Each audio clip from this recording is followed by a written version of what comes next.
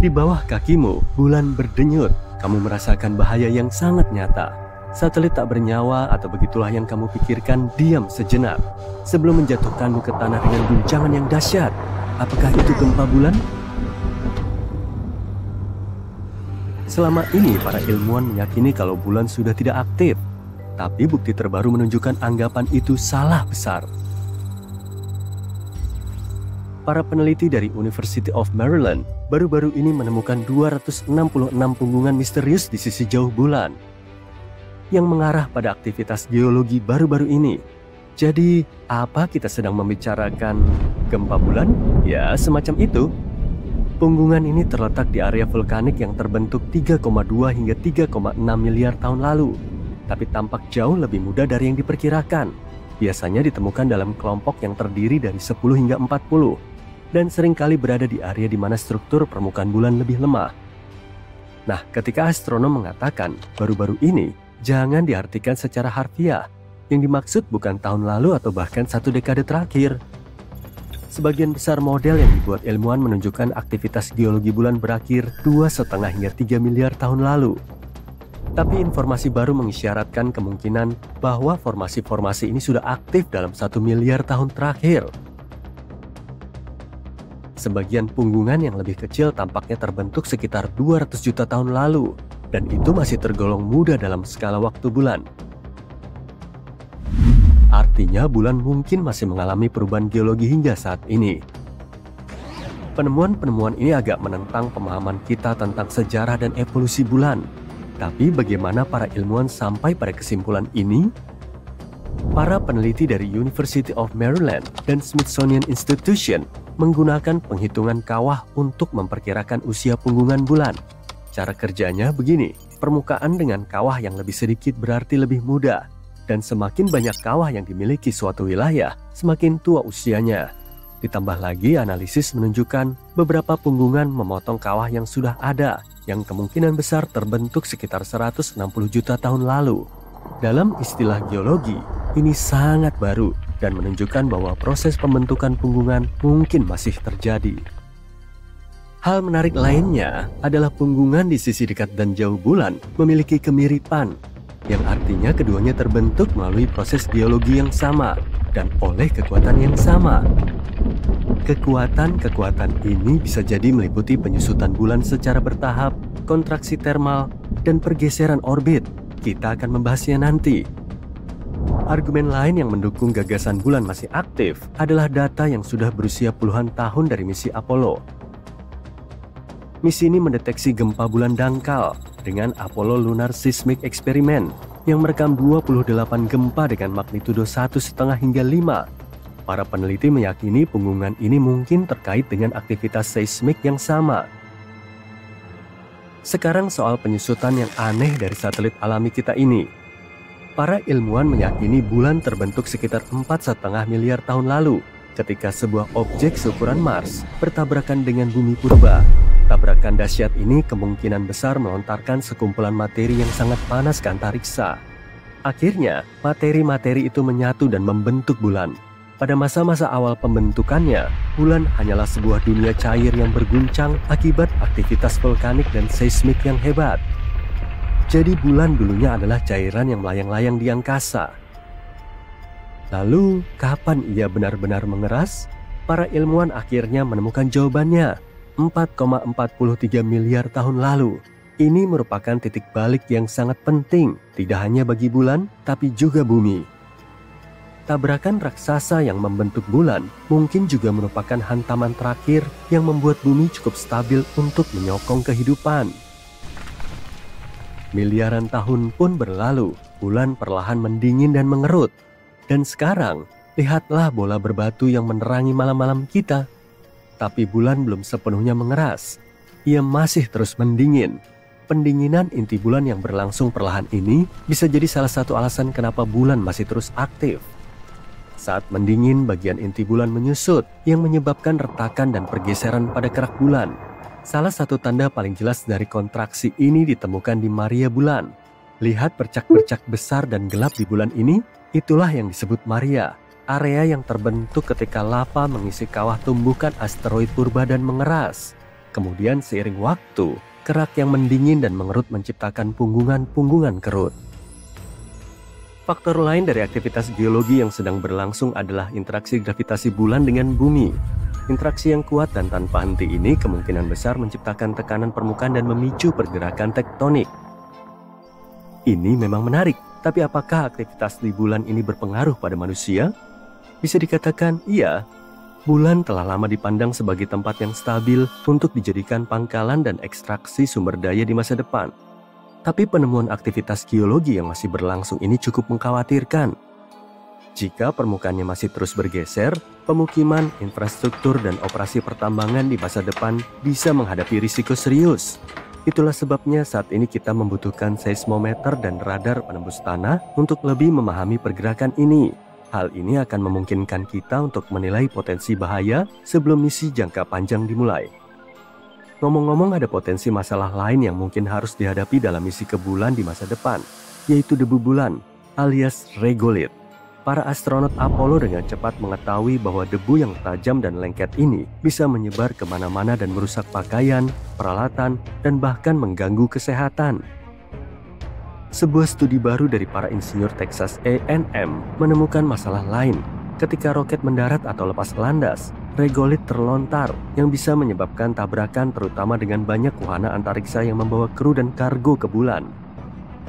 Regolith bulan memiliki berbagai ukuran, dari partikel debu yang sangat kecil hingga batu yang sangat besar.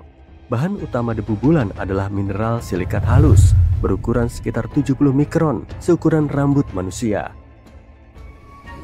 Mineral-mineral ini terbentuk selama miliaran tahun ketika meteor dan asteroid menabrak permukaan bulan dan menggiling sebagian besar debu bulan menjadi bubuk. Tidak seperti bumi, bulan hampir tidak memiliki atmosfer. Lapisannya sangat tipis, sehingga tidak ada angin atau air yang bisa menghaluskan debu. Selain itu, paparan angin matahari yang terus-menerus menyalurkan muatan elektrostatis pada regolith, membuatnya menempel pada apapun yang disentuhnya. Para astronot Apollo dengan cepat mengetahui hal ini. Debu bulan menempel pada pakaian mereka, terlacak di dalam pendaratan mereka, dan menempel pada segala sesuatunya. Lebih buruk lagi, debu ini membahayakan kesehatan, menyebabkan iritasi mata dan masalah pernapasan di dalam wahana antariksa. Tapi sepertinya ini juga menjadi masalah bagi kita di masa depan. Masalah yang jauh lebih penting adalah menemukan air untuk mendukung misi di masa depan, dan Tiongkok akan mengurusnya. Tiongkok sedang bersiap menjalankan misi besar untuk mencari es tersembunyi di bulan. Sebagai bagian dari misi Chang'e 7 pada tahun 2026, sebuah robot terbang akan menjelajahi kawah-kawah di kutub selatan bulan, tempat es mungkin terperangkap. Jika berhasil menemukannya, ini bisa menjadi terobosan besar untuk misi-misi ke bulan di masa depan. Para astronot akan memiliki sumber air dan bahkan bahan bakar untuk perjalanan luar angkasa. Misi ini merupakan langkah penting dalam rencana Tiongkok untuk mendaratkan astronot di bulan dalam 5 tahun ke depan. Meskipun tanda-tanda keberadaan air sudah ditemukan seperti dalam sampel tanah dari wahana Chang'e 5 dan pengamatan oleh NASA dan wahana antariksa India, para ilmuwan percaya endapan es yang dalam adalah kunci untuk mendukung misi masa depan. Kutub selatan bulan memiliki beberapa kawah yang sangat dalam, dan para ahli menduga es mungkin tersembunyi di dalamnya. Robot terbang ini akan coba menjelajahi satu atau beberapa kawah tersebut setelah mendarat. Jika berhasil menemukan es, misi jangka panjang ke bulan akan menjadi lebih murah dan praktis, sehingga bisa membantu para astronot untuk tinggal dan bekerja di bulan. Sebagian ilmuwan juga berpendapat kalau penemuan ini bisa memberi kita petunjuk tentang kehidupan di luar bumi. Bagaimanapun, baik kita menemukan air di bulan dan belajar menghadapi debu yang mengganggu itu maupun tidak, penemuan punggungan bulan yang masih muda ini merupakan terobosan besar. Jika bulan masih aktif secara geologis, artinya kita masih belum tahu banyak tentang tetangga terdekat kita ini. Apalagi yang masih disembunyikan bulan? Apakah kita siap menerima gagasan bahwa satelit yang tak bernyawa ini mungkin lebih dinamis dari yang kita bayangkan? Misi-misi di masa depan yang mungkin tidak seaman yang kita yakini sebelumnya mungkin akan menunjukkannya. Hotline NASA terus-terusan berdering. Operator pusat informasi di lembaga itu jadi stres bukan kepalang. Mereka kewalahan menjawab telepon. Semua pesan yang masuk juga berisi hal yang sama. Ada objek benderang di permukaan bulan. Rupanya, malam itu, ratusan hingga ribuan astronom amatir tengah mengamati bulan. Tiba-tiba, muncul cahaya terang yang berpendar di permukaannya. Seolah-olah bulan telah disinari lampu sorot super kuat. Para ilmuwan segera mencari tahu penjelasan dari fenomena ini. Awalnya mereka ngira kalau cahaya itu berasal dari pesawat yang melintas. Tapi nggak akan mungkin juga kan bisa dilihat oleh banyak orang dari berbagai belahan dunia. Waktunya juga bersamaan. Palingan itu cuma satelit Starlink sih. Menurut teori, salah satu dari objek ini kemungkinan lagi iseng bikin para astronom amatir penasaran, sehingga mereka akan ngira kalau cahaya kecil ini sebagai kilatan cahaya bulan. Tapi sekali lagi, kalau memang fenomena ini disebabkan oleh satelit, cahayanya nggak akan diam, tapi bergerak-gerak. Saat sejumlah ilmuwan terus menguak misteri ini, sebagian lainnya mulai meneliti secara lebih mendalam. Mereka telah membuat teleskop baru di utara Seville, Spanyol. Kondisi alam di sana lumayan pas untuk mengamati bulan. Teleskop ini punya dua kamera kontrol jarak jauh yang dikendalikan dari kampus di Jerman. Saat menangkap fenomena tak biasa di permukaan bulan, kedua kamera akan langsung memperbesar citra yang terlihat. Tapi, teleskop ini perlu dipasangi kecerdasan buatan tingkat tinggi agar kameranya bisa membedakan fenomena misterius bulan dengan cahaya pesawat terbang, satelit, atau meteorit kecil yang baru saja memasuki atmosfer bumi. Saat teleskop menjalankan misinya, kita sudah punya teori yang bisa menjelaskan alasan dibalik munculnya kilatan tersebut. Bulan bisa mempengaruhi pasang surut air laut dan samudra di bumi dengan gravitasinya. Bumi juga punya kemampuan yang sama, tapi bedanya gaya yang terlepas bisa sampai 32,5 kali lebih kuat. Saat bulan mengorbit bumi, posisi keduanya bisa sangat berdekatan. Di titik inilah gaya interaksinya paling kuat. Makanya, gaya pasang surut bisa memicu retakan di permukaan bulan dan akibatnya bulan akan melepaskan gas dari bawah permukaannya.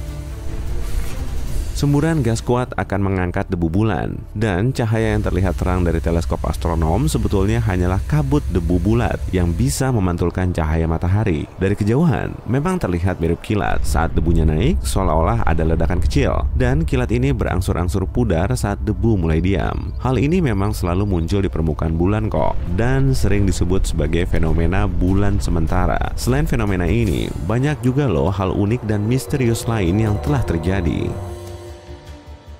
Pada tahun 1178, 5 biarawan mengaku telah melihat bulan sabit mulai terbelah menjadi dua, tepatnya di bagian atasnya. Kemudian, kobaran dan bunga api mulai menyala dari bekas retakan, seolah ada naga yang sedang menyemburkan api. Setelah itu, bulan mulai bergerak-gerak dan kembali ke kondisi semula. Fenomena ini telah berulang sampai lebih dari 10 kali. Bentuk apinya juga bervariasi. Setelah fenomena nyeremin ini berakhir, warna bulan menjadi hitam.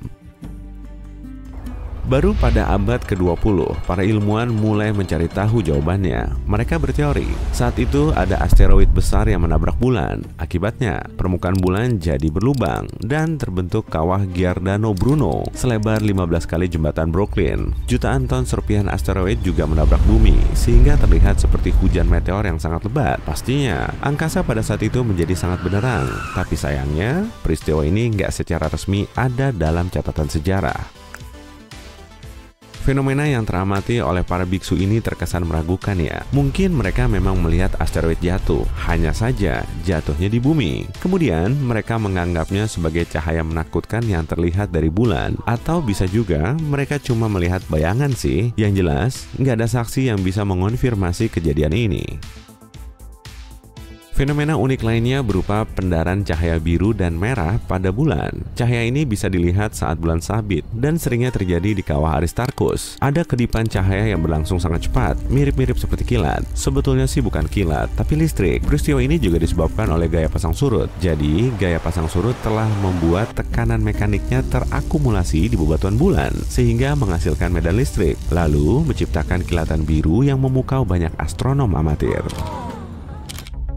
Di bulan juga ada ledakan bintang. Peristiwa ini bisa disebabkan oleh meteorit yang jatuh ke permukaannya. Karena bulan nggak punya atmosfer, asteroid yang jatuh nggak bisa terbakar. Padahal bobotnya sangat berat dan lesatannya sangat cepat. Nah, saat objek luar angkasa ini menabrak bulan, terjadilah ledakan. Dari bumi, kita melihatnya sebagai ledakan bintang. Malahan, pada tanggal 13 Mei 1972, terjadi tumbukan meteorit setara dengan ledakan 1000 ton TNT di dekat tempat Apollo 14 mendarat. Kalau manusia hidup jauh lebih awal, kita mungkin telah menyaksikan kilatan terang yang terus-terusan muncul di permukaan bulan. Semua kawahnya terbentuk oleh hantaman meteor serupa. Udah kayak kembang api yang menyala bertahun-tahun lalu kan? Sebagian meteorit juga bermanfaat karena mengandung air. Ya, di bulan memang ada air. NASA mengonfirmasi fakta ini setelah melakukan studi dengan teleskop SOFIA. Teleskop ini dipasang di pesawat terbang yang kemudian bisa mengamati bagian atas atmosfer bumi. Pada ketinggian segitu, udara kering bisa bikin detail kecil terlihat jelas. Kemungkinan air tersebut berada di kawah kutub bulan. Area ini memang enggak disinari cahaya, dan menurut perkiraan, air di sana diselimuti oleh es. Tapi SOFIA juga mendeteksi kalau sebagian air terpapar oleh cahaya matahari. Wujudnya memang cuma berupa molekul H2O di lapisan debu. Tapi penemuan ini nggak bisa dianggap remeh. Kalau semua airnya terkumpul, jumlahnya memang nggak seberapa. Kandungan air di gurun Sahara saja sekitar 100 kali lebih banyak. Fenomena yang jauh lebih unik juga sedang terjadi loh. Ternyata bulan bisa karatan, sama seperti logam yang sudah usang. Agar muncul karat diperlukan zat besi, air, dan oksigen. Tanah di bulan juga punya zat besi plus air. Tapi gimana dengan kandungan oksigennya ya? Bulan kan nggak punya atmosfer, dan di sana kita nggak bisa bernafas tanpa alat bantu. Tapi rupanya masih ada oksigen juga. Angin surya telah membawanya. Angin dari bintang induk kita ini bergerak dengan kecepatan super ngebut, lalu mengikis oksigen dari atmosfer atas bumi dan membawanya lebih jauh menembus ruang angkasa. Akhirnya, angin bermolekul oksigen ini mencapai bulan. Tada! Semua bahan terbentuknya korosi sudah tersedia, dan biji besi di permukaan bulan mulai berwarna kemerahan. Kalau proses ini terus berlangsung, bulan kita akan terlihat seperti Mars. Warnanya akan jadi oranye kemerahan. Warna khas ini berasal dari proses korosi sejak ribuan tahun lalu, saat Mars masih punya sungai dan laut berisi air serta atmosfer yang mengandung oksigen. Objek aneh lainnya yang bisa dilihat di bulan berupa jejak aktivitas manusia. Antara tahun 1969 dan 1972 ada 12 benda yang berasal dari program Apollo. Secara keseluruhan, ada 6 lokasi pendaratan, dan disitulah para astronot meninggalkan banyak barang. Selain beberapa satelit dan pesawat ruang angkasa yang jatuh atau mendarat di bulan, ada rover, sejumlah bendera Amerika Serikat, foto keluarga milik salah satu astronot, dan 3 bola golf. 2 orang pertama yang berada di bulan meninggalkan setumpuk barang. Sebelum kembali ke bumi, mereka membawa banyak contoh tanah dan bebatuan, dan untuk membawanya, mereka harus menyingkirkan semua barang yang tidak diperlukan di modul lunar, kamera TV, alat pengumpul sampel, peralatan sains, bahkan sandaran tangan dari kursi.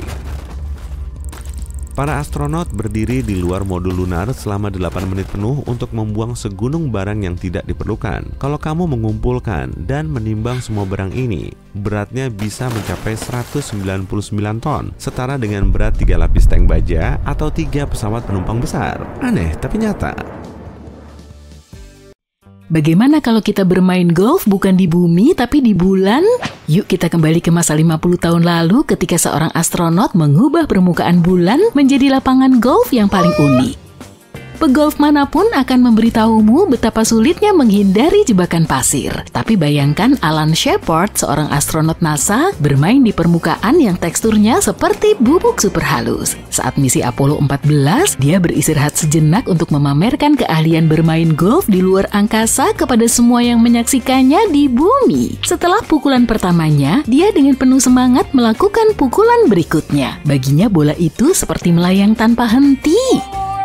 Yuk kita kembali ke realitas sejenak. Berkat penelitian yang dilakukan Asosiasi Golf Amerika Serikat atau USGA, kami mendapatkan beberapa angka. Mereka mendapati bola bulan pertama Alan menempuh jarak 22 meter, bola keduanya mencapai 37 meter. Seperti apa perbandingannya dengan rata-rata pukulan golf di sini? Dalam gravitasi biasa, seseorang biasanya mengayunkan bola sekitar 197 meter. Ini menunjukkan meskipun kita sudah meningkatkan kemampuan bermain golf kita di bumi, dengan teknologi dan latihan, gravitasi bulan yang rendah menjadikannya sangat berbeda. kita perlu memberi pujian kepada Alan. Golf bulan gak sesederhana yang kamu bayangkan loh. Tongkat golfnya bukanlah yang biasa dibeli di toko olahraga, melainkan terbuat dari bahan seadanya, yaitu pengumpul sampel bulan dengan kepala tongkat golf di ujungnya. Ditambah lagi pakaian antariksa besar yang dia kenakan. Bayangin mengayun stick mengenakan pakaian yang kaku seperti kardus. Dengan semua perlengkapan itu, Alan hanya bisa mengayunkan tongkat dengan satu tangan. Kamu mau menjajal? Kamu mungkin tidak akan bisa bermain golf di bulan dalam waktu dekat, tapi kamu bisa mencobanya di bawah air. Beberapa mengatakan kondisinya mirip. Lebih menariknya lagi, USGA tidak percaya begitu saja pada kata-kata Alan tentang di mana bolanya mendarat. Mereka ingin menyelidikinya. Sebagai permulaan, mereka menggunakan rekaman yang sangat jernih dari misi Apollo 14. Mereka juga menggunakan beberapa gambar tajam dari kamera bulan khusus milik NASA yang diluncurkan pada tahun 2009. Dengan gambar-gambar ini, mereka memetakan perjalanan kedua bola golf tersebut. Alan sangat menyukai tongkat golfnya yang unik hingga ingin membawanya pulang. Bukan masalah besar kan? Pada masa itu, para astronot akan meninggalkan barang-barang yang tidak diperlukan untuk memberikan ruang bagi batu-batu dari bulan. Tapi tidak dengan tongkat ini. Jadi pada tahun 70-an, tongkat golf antar bintang ini menemukan rumah baru di Museum USGA di New Jersey. Tidak seperti tongkat golf pada umumnya, yang satu ini memiliki keunikan tersendiri, dibuat dari aluminium dan teflon. Tongkat golf ini dibuat agar bisa dilipat dan masuk ke ruang sempit pendarat bulan. Bagaimana ide golf di bulan ini bisa muncul? Pada tahun 1970, legenda golf Bob Hope berkunjung ke NASA. Terinspirasi oleh kecintaan Hope pada golf, sebuah ide muncul di kepala Shepard, golf di bulan. Untuk mewujudkan mimpinya, dia berkolaborasi dengan pemain golf profesional dan spesialis teknologi NASA. Bersama-sama mereka membuat tongkat golf yang memenuhi aturan keselamatan NASA yang ketat. Tapi Alan tidak ingin ini menjadi aksi kejutan. Ingat, bepergian ke bulan butuh protokol yang sangat ketat. Mereka tidak bisa sembarangan berpiknik di sana.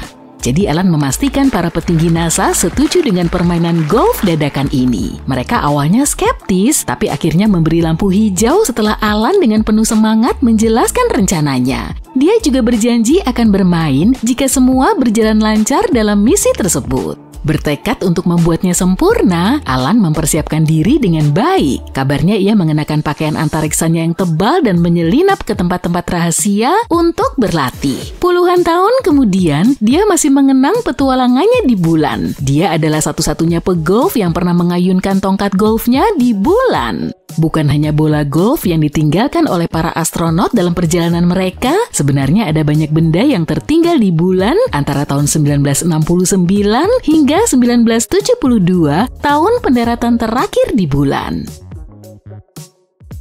Setiap kali menatap ke bulan, ingatlah bahwa ada foto keluarga yang manis di sana, beberapa gadget sains berukuran besar, patung kecil, sekumpulan kantong kotoran manusia, dan ya, beberapa bendera Amerika. Bertahun-tahun telah berlalu, secara teknis benda-benda itu masih ada di sana. Meskipun wujudnya mungkin sudah berbeda karena kondisi yang keras di bulan. Beberapa barang memiliki tempat khusus di hati para astronot dan dimaksudkan untuk tetap berada di bulan. Tapi meninggalkan beberapa barang juga berarti mereka bisa membawa pulang sampel bulan. Kamu pasti tahu rasanya, seperti saat harus menyediakan ruang di koper untuk oleh-oleh di akhir liburanmu. Apakah NASA memiliki daftar lengkap benda-benda yang mereka tinggalkan di bulan?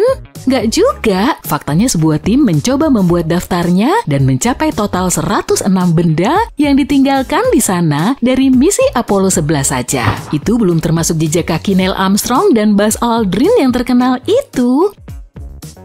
Benda-benda terbesar di setiap lokasi pendaratan sebagian besar berkaitan dengan sains, seperti potongan modul bulan dan eksperimen untuk mempelajari bulan secara mendalam. Kemudian ada beberapa tanda mata indah seperti plakat Apollo 11 dan diskursus dengan pesan dari para pemimpin di seluruh dunia. Ada yang mengatakan para astronot juga membawa medali untuk mengenang para kosmonot yang heroik, bahkan meninggalkan ranting zaitun emas, sebuah simbol perdamaian yang sudah ada sejak lama. Misi bulan selanjutnya sedikit lebih seru nih, seperti yang dilakukan Alan Shepard dengan permainan golfnya, tapi penghargaan untuk momen paling mengharukan jatuh pada Charlie Duke. Saat misi Apollo 16, dia meninggalkan foto keluarganya di sana, seolah dia ingin mereka menjadi bagian dari petualangannya. Meski sebagai catatan, foto-foto itu mungkin tidak bertahan dengan baik karena paparan radiasi matahari yang tinggi di bulan. Bisa saja ada museum seni di satelit kita juga. Biar ku jelaskan, ada sebuah karya seni kecil yang disebut Moon Museum. Benda ini berupa kepingan keramik seukuran kuku yang dibuat oleh seniman bernama Forrest Myers. Benda mungil ini menampilkan karya seni miniatur dari 6 orang berbakat, di antara mereka bahkan ada Andy Warhol yang terkenal, seniman yang terkenal dengan kaleng subikonik dan potret selebritas. Forrest Myers mengatakan ia ingin museum mininya berada di bulan, tapi ada masalah, para petinggi NASA tidak setuju dengan ide tersebut. Namun Myers berbagi dengan pers bahwa ia menyerahkan chip seni ini kepada seorang insinyur yang bekerja pada misi Apollo 12. Menurut Myers, insinyur ini diam-diam menyelipkan museum bulan ke salah satu kaki pendarat bulan. Kalau kamu belum tahu, para pendarat bulan ini tidak kembali ke bumi setelah misi mereka. Tapi jangan terlalu percaya dulu deh, karena NASA tidak pernah mengonfirmasi cerita ini. Kamu mungkin bertanya-tanya kenapa mereka meninggalkan semua benda itu? Kadang untuk membuat pernyataan, kadang juga untuk alasan praktis. Pada satu titik disebutkan bahwa misi Apollo 11 misalnya, sebuah keputusan harus diambil. Para astronot harus segera menentukan apa yang penting untuk perjalanan pulang mereka. Mereka akhirnya menciptakan tempat pembersihan dan membuang barang-barang yang tidak diperlukan lagi. Meninggalkan sesuatu di bulan tidak jauh berbeda dengan cara kita meninggalkan sesuatu di bumi. Seperti halnya para arkeolog yang mempelajari peninggalan purbakala untuk mempelajari nenek moyang kita, benda-benda di bulan memberi kita wawasan tentang misi-misi luar biasa di bulan. Beberapa benda yang mereka tinggalkan telah melakukan tugasnya, seperti tiang bendera atau kamera yang digunakan untuk menyiarkan langkah pertama di bulan. Bahkan alat yang digunakan astronot untuk mengumpulkan sampel pun ditinggalkan karena ada muatan lebih berharga untuk dibawa pulang, yaitu batu-batu dari bulan. Mengenai kondisi terkini dari semua benda-benda ini, para ilmuwan tidak sepenuhnya yakin. Kita tahu bahwa pengamat bulan NASA telah menangkap beberapa bayangannya. Jadi semua itu masih ada di atas sana. Perlengkapan resmi dibuat agar bertahan di sana, jadi mungkin akan sedikit lebih awet. Tapi kalau barang-barang pribadi, kemungkinan kondisinya sudah usang. Oke, aku resmi menyerah pada harapan bahwa bulan terbuat dari keju. Wow, bahkan Gouda juga bukan. Bulan bulat yang mengilap atau pisang yang melengkung atau separuh koin tergantung pada fase yang sedang dilaluinya, memiliki lapisan-lapisan berbeda di dalamnya. Sama seperti bumi, salah satu lapisan ini disebut inti dalam. Sekitar 20 tahun lalu, para ilmuwan mengamati bagaimana bulan berotasi. Dari data tersebut, mereka menyimpulkan bahwa bulan memiliki inti luar yang cair, tapi inti dalamnya sulit untuk dipelajari. Jadi mereka tidak tahu apakah lapisan itu padat seperti batu atau lumer seperti cairan panas. Tapi sekarang semua sudah lebih jelas. Para astronom telah mengumpulkan data dari berbagai misi, termasuk misi Apollo, di mana para astronot pergi ke bulan dan mengumpulkan informasi secara langsung. Selain itu, mereka juga menggunakan teknik khusus yang disebut data seismik. Metode ini mempelajari bagaimana gelombang suara bergerak melewati benda-benda. Contohnya gempa bumi di bumi. Ketika gempa bumi terjadi, tercipta gelombang yang merambat di dalam tanah. Para ilmuwan dapat mendeteksi dan menganalisis gelombang ini untuk mempelajari interior bumi. Ide yang sama juga bisa diterapkan pada objek-objek lain di tata surya, seperti planet-planet atau dalam hal ini, bulan. Ketika terjadi gempa bulan, terciptalah gelombang suara. Dengan mendengarkan dan mempelajari gelombang-gelombang ini secara saksama, para ilmuwan bisa membuat peta yang detail dari bagian dalam objek tersebut. Mereka bisa mengetahui hal-hal seperti lapisan-lapisan yang berbeda, material penyusunnya, dan susunannya. Untuk memeriksa bagian dalam bulan, para ilmuwan juga menggunakan metode yang disebut laser ranging. Metode ini mengukur jarak antara permukaan bumi dan bulan dengan sangat presisi. Dan tada, inti dalam satelit alami kita ini berupa bola padat yang terbentuk dari besi, sama seperti inti bumi. Diameternya sekitar 500 km atau hampir 15% ukuran bulan. Para peneliti juga menemukan bukti yang mendukung teori bahwa lapisan di antara permukaan dan inti bulan yang disebut mantel bergerak-gerak ketika bulan berevolusi seiring waktu. Pergerakan ini disebut pembalikan mantel bulan, dan ini bisa menjelaskan kenapa ditemukan unsur-unsur yang kaya akan besi di permukaan bulan. Material mantel terbawa ke atas, sementara batuan vulkanik tetap berada di kerak bulan.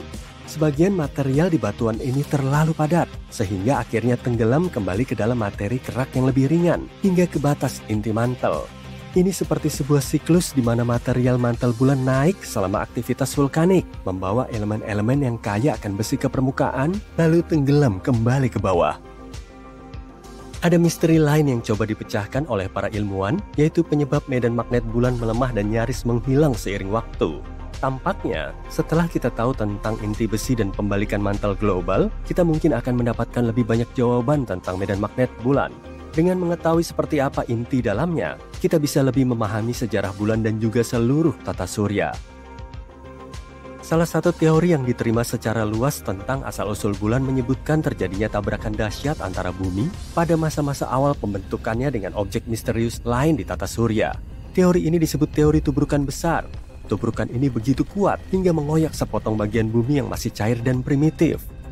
Tidak terlalu besar dibanding yang tersisa. Kalau kalian menaruh koin nikel AS di samping kacang ercis, kalian akan tahu seberapa besar planet kita dibanding bulan. Potongan ini kemudian terlempar ke orbit mengelilingi planet kita, dan ini mungkin terjadi sekitar 95 juta tahun setelah tata surya terbentuk.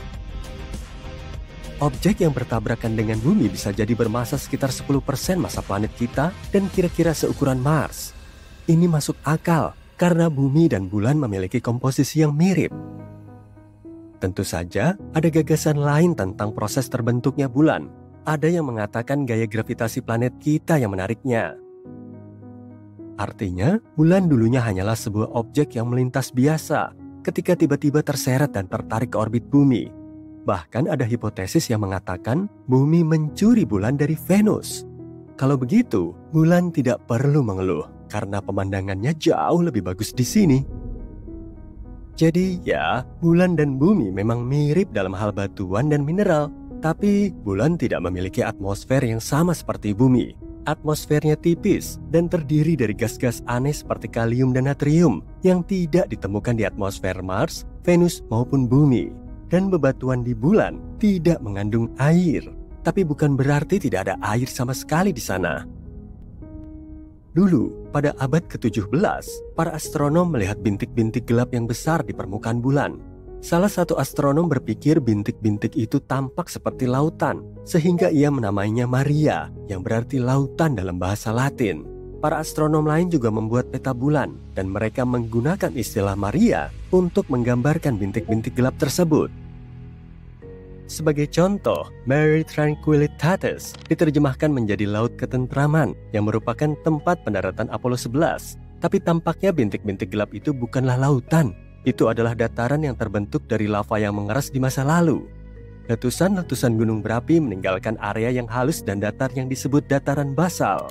Pada akhir tahun 1800-an, seorang pengamat langit mempelajari bulan dan mendapati bulan tidak memiliki atmosfer. Tanpa atmosfer, tidak ada awan dan udara yang bisa mencegah air menguap. Jadi para ilmuwan menduga air yang ada di bulan akan langsung lenyap begitu saja. Mereka yakin bulan benar-benar kering. Tapi pada tahun 1961, seorang fisikawan punya pendapat berbeda. Ia mengatakan mungkin saja ada air di bulan di area khusus yang disebut wilayah kegelapan abadi. Ini adalah area di bulan yang tidak disinari matahari, jadi selalu gelap sepanjang waktu. Karena itu, air dalam wujud es bisa saja ada di area gelap ini karena di sana sangat dingin dan es tidak akan menguap.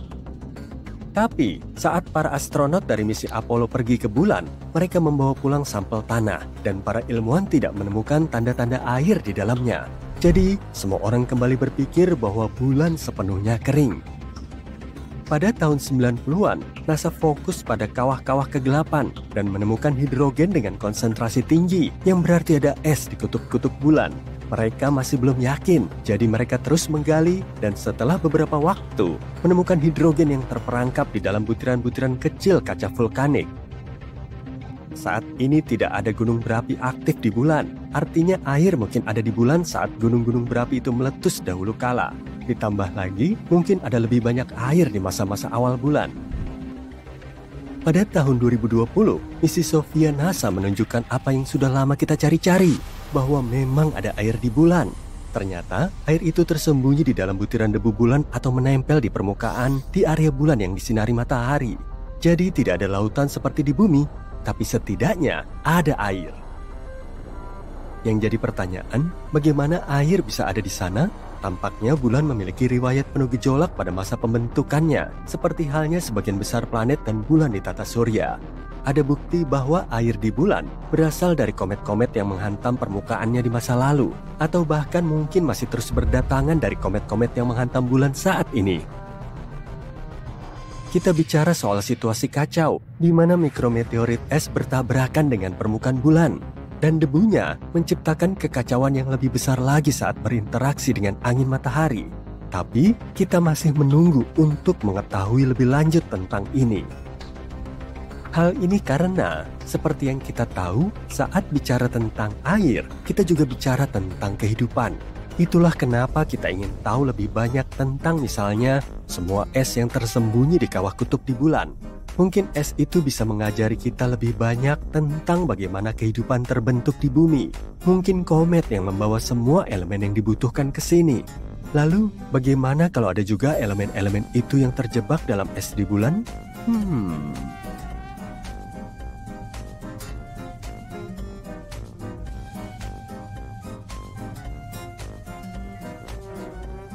Sekarang ini Enceladus, bulan es Saturnus, dianggap sebagai salah satu tempat yang paling menjanjikan untuk mencari kehidupan di luar bumi. Para ilmuwan baru saja mendeteksi unsur terakhir dari 6 unsur yang dibutuhkan untuk terbentuknya kehidupan, yaitu fosfor. Unsur yang paling langka ini ditemukan di lautan Enceladus.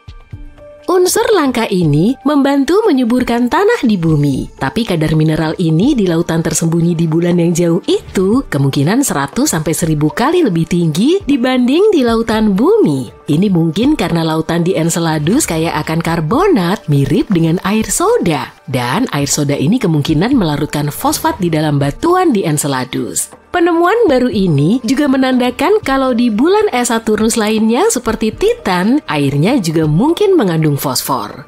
Kenapa para ilmuwan sangat antusias dengan mineral ini? Itu karena fosfat, senyawa yang mengandung fosfor yang merupakan komponen penting bagi kehidupan di bumi. DNA, RNA, dan membran sel mengandung fosfor, tapi di antara 6 unsur yang dibutuhkan untuk kehidupan, yaitu karbon, hidrogen, nitrogen, oksigen, fosfor, dan belerang, fosfor menjadi yang paling jarang ditemukan.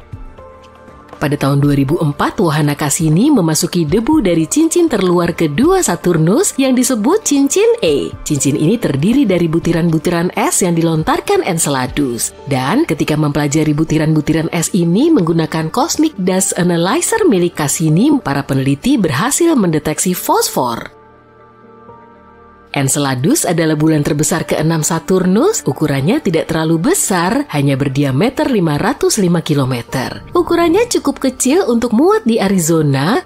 Kita harus mencobanya nih sekali-sekali. Yang menarik, ketika wahana Cassini pertama kali tiba di Saturnus, para astronom menduga Enceladus hanyalah bola es yang membeku. Tapi kemudian, kejutan, para astronom melihat kumpulan partikel es dan uap air menyembur dari geyser di permukaan bulan ini. Jelas bahwa ada lautan luas di antara inti berbatu dan cangkang esnya. Para peneliti yang sama sebelumnya mendeteksi bahwa bulan Saturnus juga merupakan rumah bagi molekul organik yang kompleks.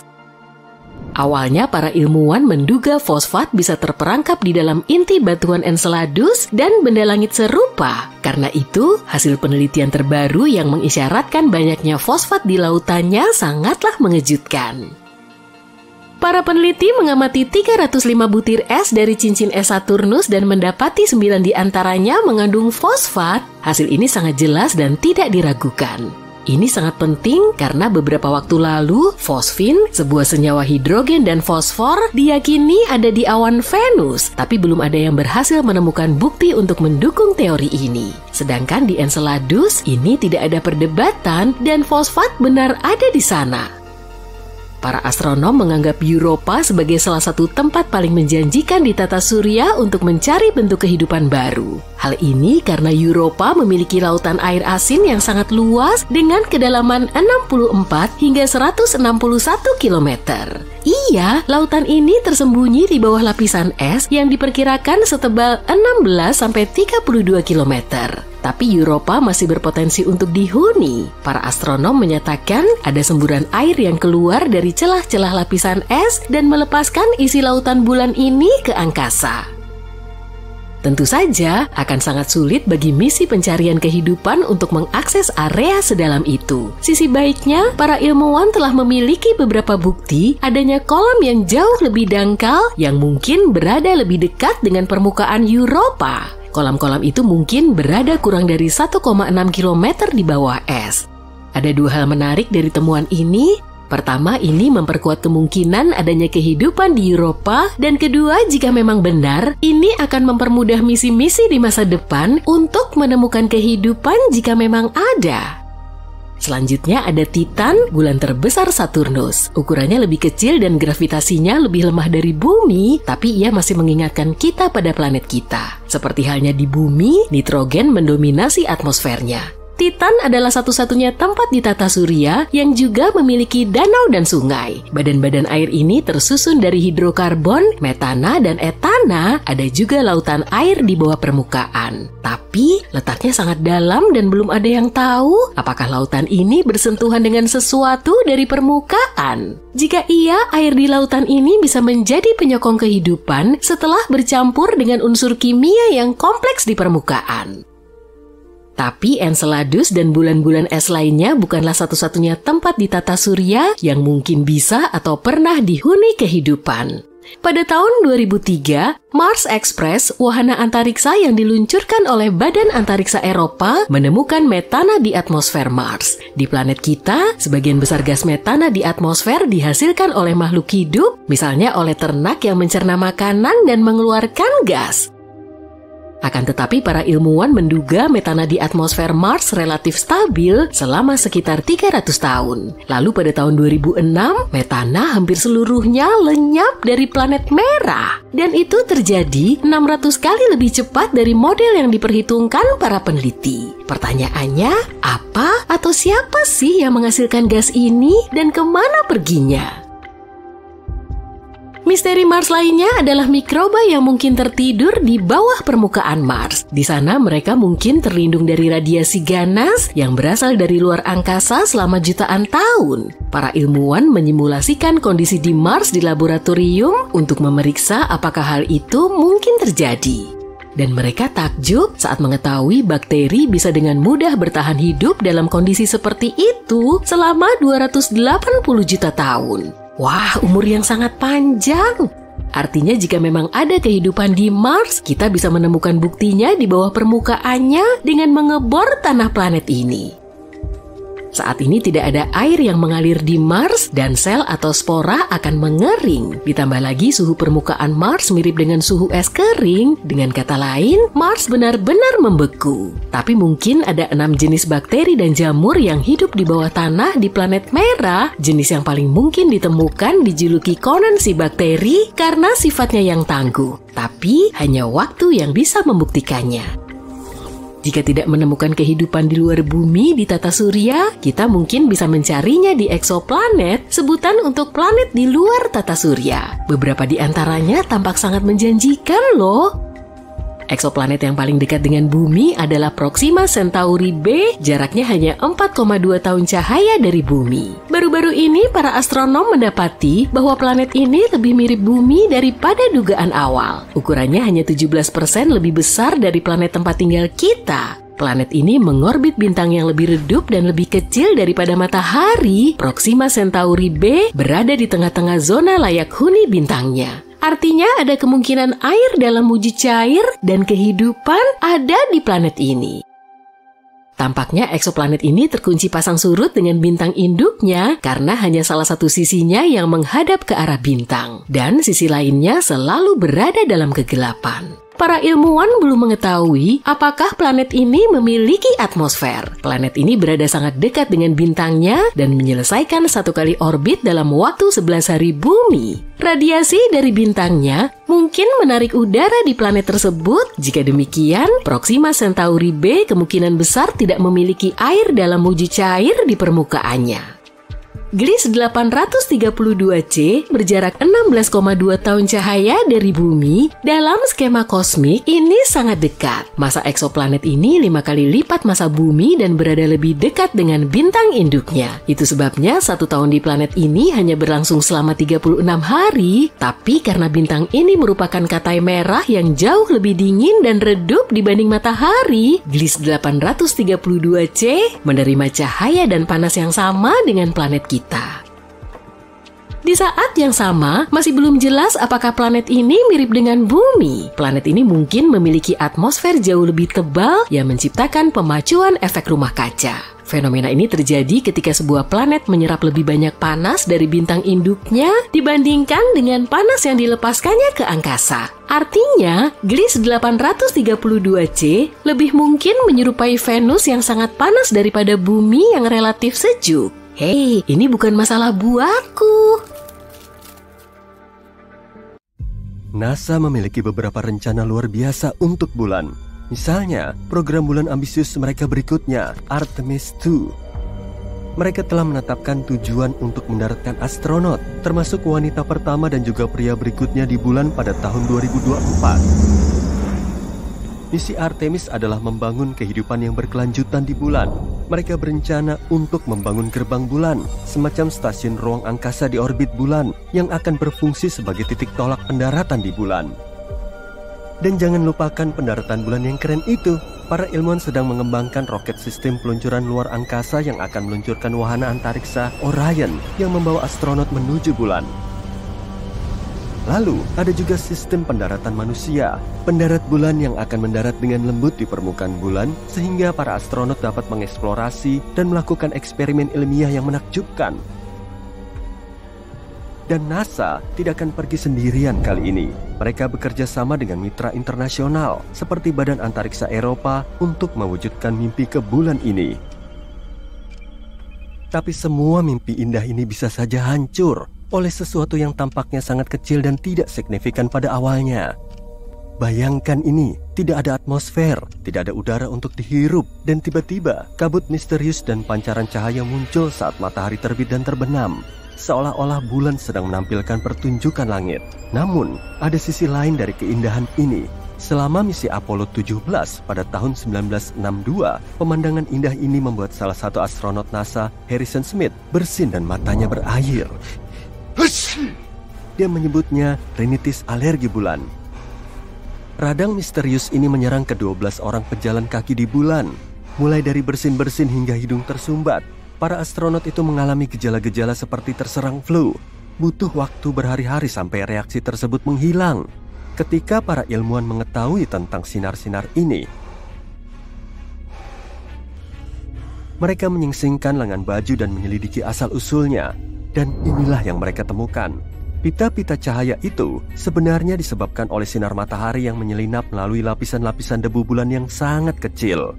Debu itu terdiri dari partikel-partikel kecil dan pecahan kaca yang tajam dan bersembunyi di mana-mana.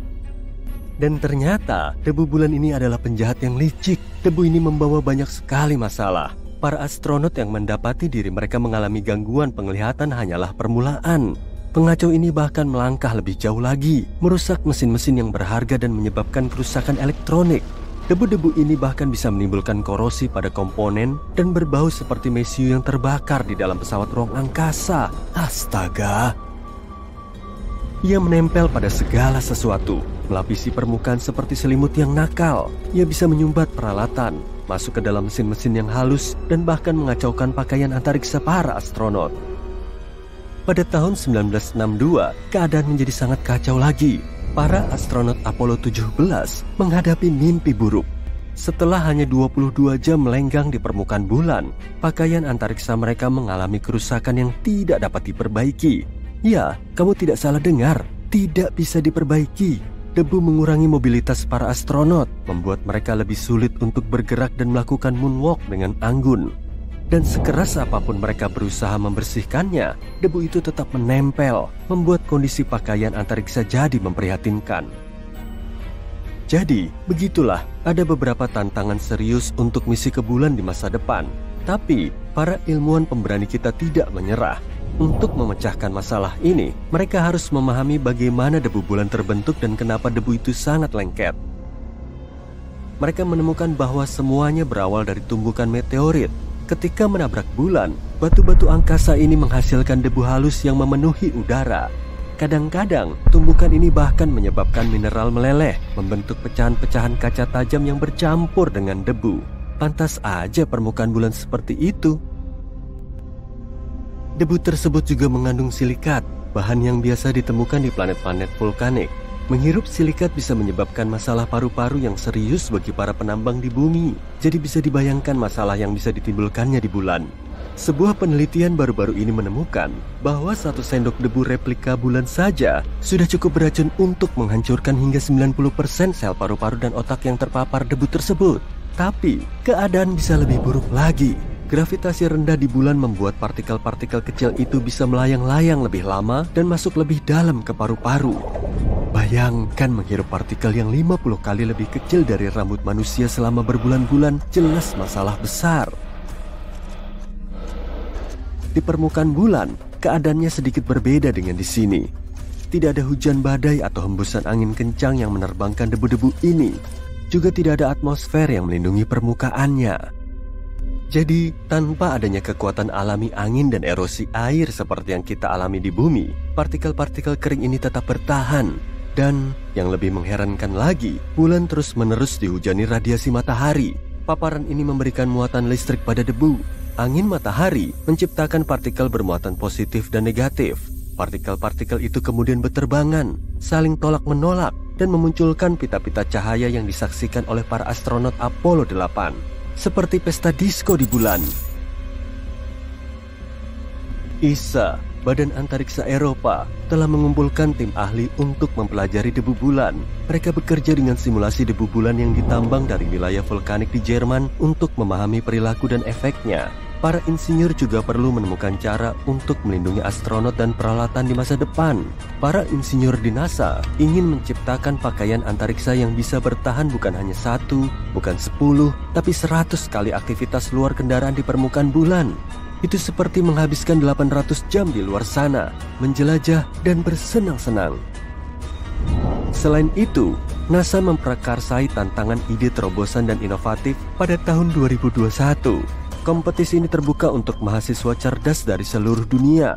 Para pemikir muda ini menggunakan kemampuan berpikir mereka dan melepaskan gelombang solusi inovatif. Sebagai contoh, mereka mengusulkan penggunaan serat khusus yang dapat menghantarkan listrik yang terinspirasi dari bulu cincila yang halus. Seperti halnya cincila yang bebas dari debu, serat-serat ini akan membantu mencegah debu bulan. Gemas ya, kita punya teman berbulu yang bisa membantu. Ide cemerlang lainnya adalah sikat bermuatan listrik yang diaktifkan oleh radiasi UV. Ini seperti tongkat ajaib yang menyapu debu dengan sekali jentikan. Abrakadabra, debu bulan pun lenyap. Dan jangan lupakan kain yang terinspirasi dari serangga pintar. Serangga-serangga ini memiliki struktur pengumpul serbuk sari yang dapat mengusir debu yang tidak diinginkan.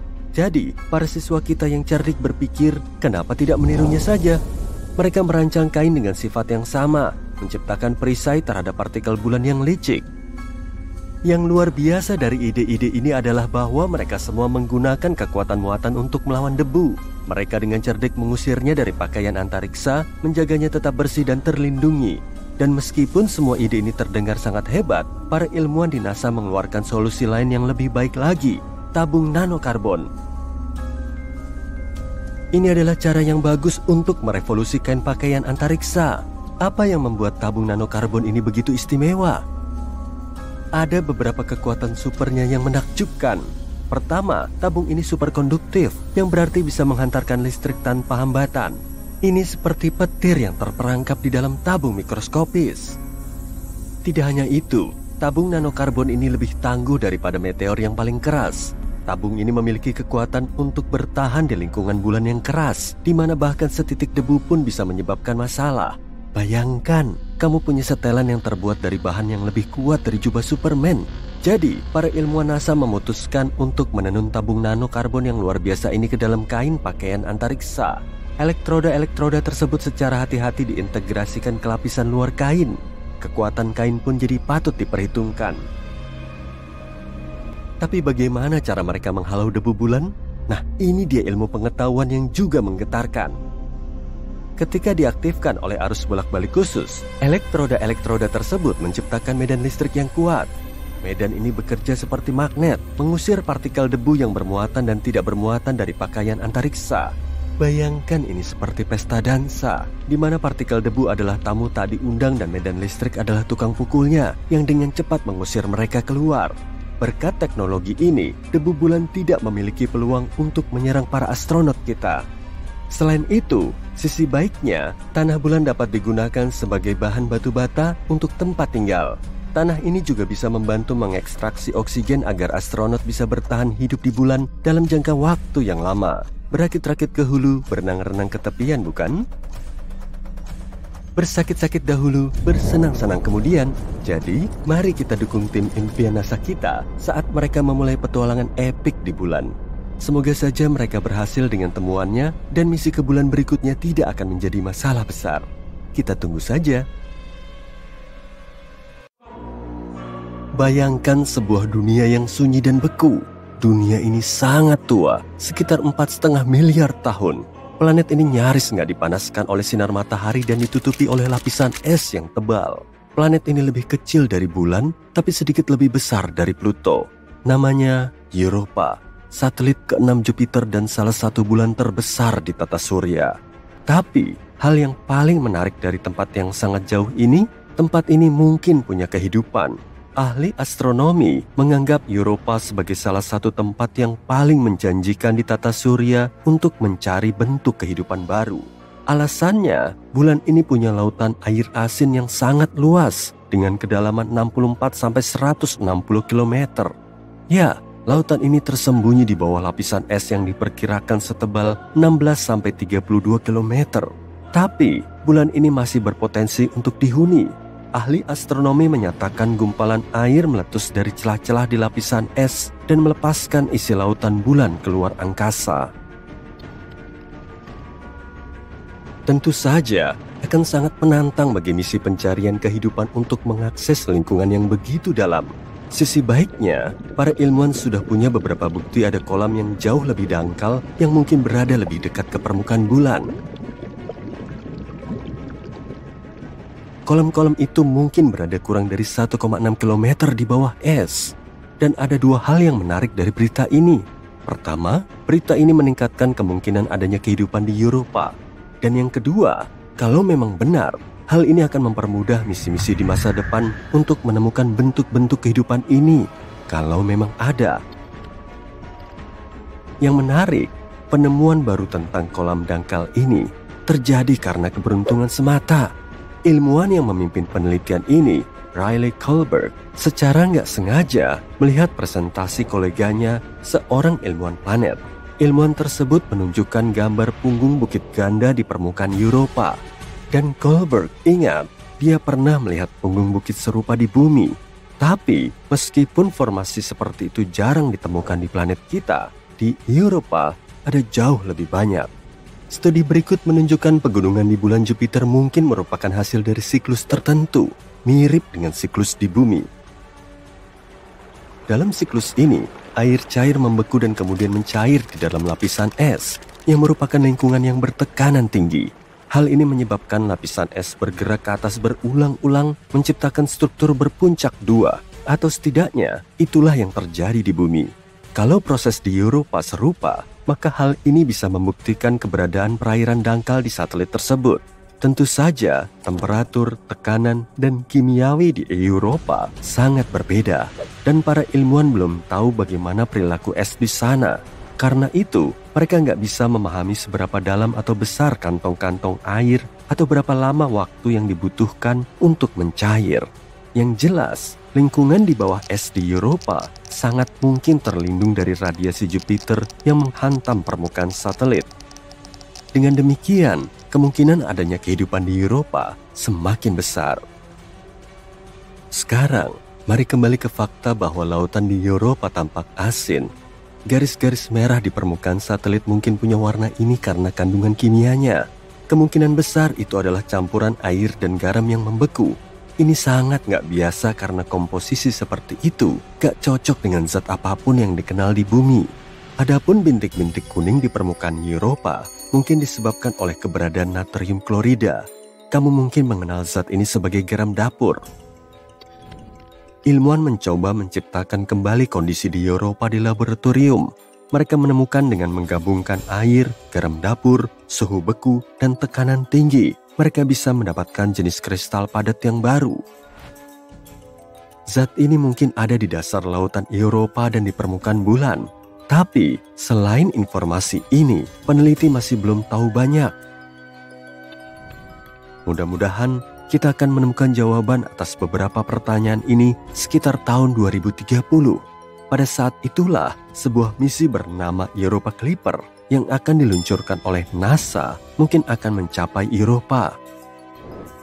Misi ini akan melakukan beberapa kali terbang lintas dan mencari tahu apakah ada bentuk kehidupan di bulan. JUICE, singkatan dari Jupiter Icy Moons Explorer, milik Badan Antariksa Eropa, juga akan mengunjungi Europa dalam beberapa tahun ke depan. Tapi Europa bukan satu-satunya tempat di tata surya yang mungkin menjadi tuan rumah atau pernah menjadi tuan rumah bagi kehidupan. Pada 2003, Mars Express, wahana antariksa yang diluncurkan oleh Badan Antariksa Eropa, menemukan metana di atmosfer Mars. Di planet kita, sebagian besar gas di atmosfer dihasilkan oleh makhluk hidup, misalnya oleh ternak yang mencerna makanan. Namun, ilmuwan menduga metana stabil di atmosfer Mars selama sekitar 300 tahun. Lalu, pada 2006, metana hampir seluruhnya lenyap dari planet merah, dan itu terjadi 600 kali lebih cepat dari yang diperkirakan oleh model para peneliti. Pertanyaannya, apa atau siapa yang menghasilkan gas tersebut dan kemana perginya? Misteri Mars lainnya adalah mikroba yang mungkin tertidur di bawah permukaan Mars. Di sana, mereka mungkin terlindung dari radiasi keras yang datang dari luar angkasa selama jutaan tahun. Para ilmuwan mensimulasikan kondisi di Mars di laboratorium untuk memeriksa apakah hal itu mungkin benar, dan mereka takjub saat mengetahui bakteri bisa dengan mudah bertahan hidup dalam kondisi seperti itu selama 280 juta tahun. Artinya, kalau memang ada kehidupan di Mars, kita bisa menemukan buktinya di bawah permukaan planet dengan mengebor tanah Mars. Saat ini, gak ada air yang mengalir di Mars dan sel atau spora akan mengering. Ditambah lagi, suhu permukaannya mirip dengan suhu es kering. Dengan kata lain, permukaan planet ini sangat beku. Dan tetap saja ada 6 jenis bakteri dan jamur yang hidup di bawah tanah di planet merah. Yang paling mungkin adalah yang dijuluki Conan si bakteri karena sifatnya yang tangguh. Ya, kurasa waktu yang akan membuktikannya. Sekarang mari kita beralih ke Venus. Pada 2020, ilmuwan mengumumkan di atmosfer Venus yang beracun ada sesuatu yang mungkin berarti adanya kehidupan. Sayangnya, ilmuwan gak punya bukti karena gak ada kesempatan untuk mengumpulkan spesimen mikroba atau mengambil foto kehidupan di luar bumi. Tapi mereka mengklaim telah menemukan bahan kimia yang disebut fosfin di sana, dan itu adalah hal yang besar. Kalau bukan bahan kimia yang sebelumnya gak diketahui yang memproduksi gas ini, maka mungkin ada semacam kehidupan mikroba yang terlibat dalam prosesnya. Fosfin terdiri dari 3 atom hidrogen dan 1 atom fosfor. Gas ini beracun bagi semua bentuk kehidupan darat yang membutuhkan oksigen, termasuk manusia. Di planet kita, fosfin bisa ditemukan di tempat-tempat yang gak memiliki atau hanya memiliki sedikit oksigen. Misalnya, rawa-rawa dan air payau. Gas ini dibuat oleh campuran kompleks bakteri yang hidup di sana. Ini juga bisa diproduksi secara industri. Kalau dipikir-pikir, fosfin gak seharusnya ada di atmosfer Venus. gas ini butuh tekanan dan temperatur yang tepat dan bertonton hidrogen untuk terbentuk. Gak mengherankan kalau kita menemukannya di Saturnus atau Jupiter, dua planet raksasa gas yang terkenal. Tapi di Venus, benar-benar gak terduga. Gak mungkin fosfin bisa diproduksi secara alami di planet ini. Sejumlah kecil fosfin bisa terbentuk saat letusan gunung berapi, badai petir, mineral yang terlontar ke permukaan, atau meteorit yang masuk ke atmosfer Venus. Tapi jumlahnya nggak sebanyak yang diperkirakan para astronom, dan hal itu membuat para ilmuwan curiga. Tapi mereka terlalu senang dengan penemuannya.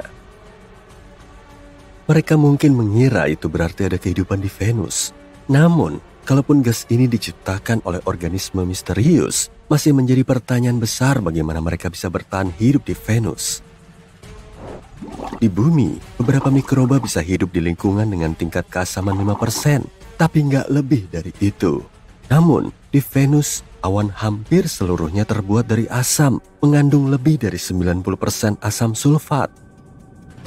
Atmosfer Venus juga 50 kali lebih kering daripada tempat terkering di planet tempat tinggal kita.